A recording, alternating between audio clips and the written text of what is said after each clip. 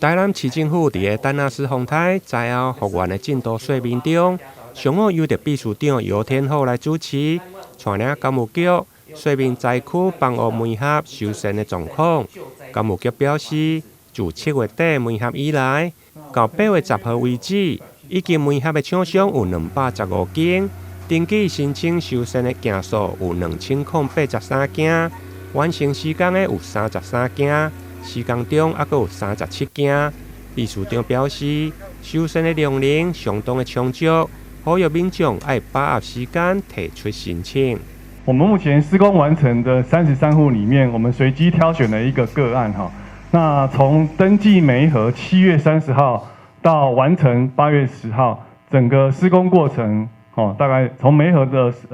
到施工完成大概是10天到12天哈，中间还有2天的这个下雨天哈，所以大约是在10天左右。那这个个案是属于屋顶毁损超过毁损面积超过2/3的这个状况。那技术团队采用的是3合1，具有隔热功能的这个彩色烂板做一个屋顶的修复。那总修复面积我们估计起来超过30坪。那我这边再次提出呼吁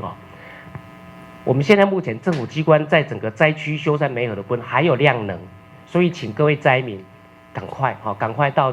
就近的一个区公所里面去做接洽，让我们赶快来安排，让你们呢整个一个建筑物呢也可以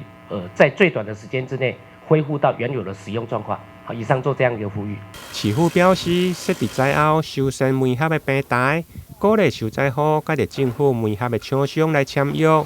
每一户会用个再得到2万块的梅合签约奖励金的补助，奖励期限将延长到8月底，而且还有2年的保固期。台南新闻林英根采访报道。